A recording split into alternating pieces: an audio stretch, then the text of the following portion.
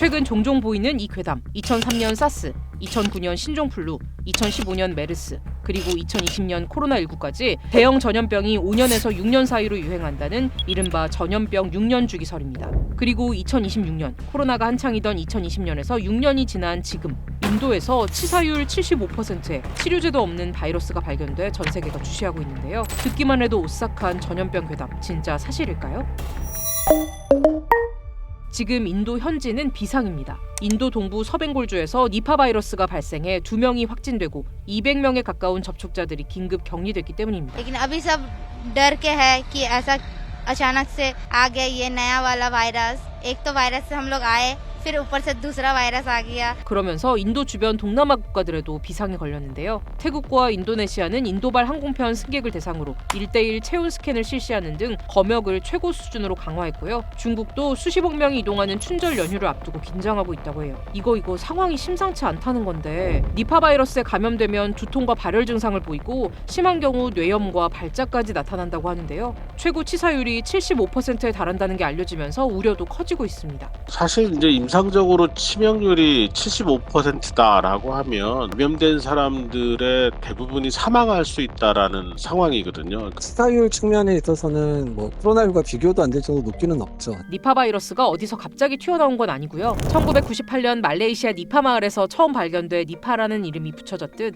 나름 역사가 긴 바이러스예요. 이후에도 주로 인도와 방글라데시 그리고 필리핀 같은 동남아 국가에서도 가끔 발생하면서 우리 정부도 눈여겨보고 있던 바이러스라고 합니다. 국내에서도 작년에 1급 법정 전염병으로 이제 지정이 될 정도로 이제 치사율이 높고 2016년도 이제 WHO에서 가까운 미래에 이제 발생 가능성이 높고 인체에 커다란 위해를 가할 수 있는 그런 바이러스로 니파 바이러스를 지명을 했고요. 이 정도면 백신이나 치료제가 있을 법도 하잖아요. 그런데 There's no vaccine that is currently available, although I believe one is in development, and there's no specific treatment. 니파 바이러스 도대체 왜 아직도 치료제가 없는 걸까요? 실제로 이게 큰 유행을 일으키고 많은 사람들이 희생이 되는 그런 상황에서 집중적인 투자를 통해서 항바이러스제 같은 치료제를 만들 수 있게 되는데요. 니파 바이러스는 1998년에 처음 발견된 이후에 국소적인 유행만 몇 차례 있다 보니까 본격적인 개발이 안 됐다고 보고 있고요. 백신도 치료제도 없다면 일단 걸리면 큰일 나는 거잖아요. 도대체 어떻게 이 바이러스가 전파되는지 궁금해지는데요.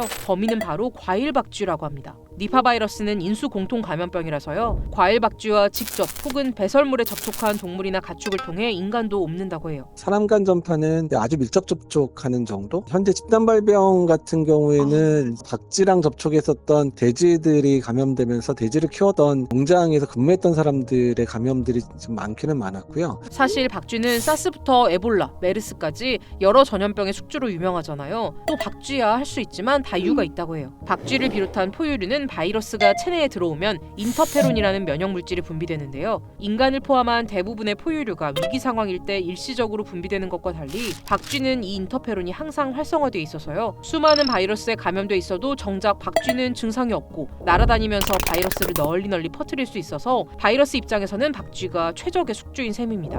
문제는 이런 박쥐와 인간 사이의 거리가 점점 더 가까워지고 있다는 건데요. 환경이라고 하는 거는 야생동물과 사람 간의 어떤 바이러스 공유를 막게 되는 완충지와 같은 역할을 하게 될 텐데 그런 것들이 이제 사라지면서 사람과 박쥐의 접촉 가능성 이런 것들이 많아져서 아마도 박쥐 바이러스가 사람에게 전파되는 사례가 많지 않나. 이러다 정말 6년 주기설처럼 전 세계로 퍼지는 거 아닌지 걱정되는데 다행히 니파 바이러스가 코로나19처럼 팬데믹으로 번질 가능성은 낮은 편이라고 합니다. 바이러스 같은 경우에 치명률과 전파력 두 가지를 동시에 봐야 되는데요. 니파 바이러스는 치명률이 높다 보니까 감염된 사람들이 단기간 안에 사망하게 되니까 전파력도 낮고 다른 사람에게 전파할 시간적 공간적 기회가 적다. 그렇기 때문에 큰 유행으로 이어질 가능성은 아직도 낮다고 보는 겁니다. 이렇다 보니 전염병 6년 주기설도 가설에 불과하다는 게 전문가들의 공통된 의견이었는데요. 과학적으로 입증된 가설은 아닙니다. 딱 6년을 지킨다라는 의미보다는 일정한 기간을 두고 신종감염병이 큰 유행으로 이뤄질 수 있는 가능성이 있다라는 형태로 받아들이시는 게 좋을 것 같습니다.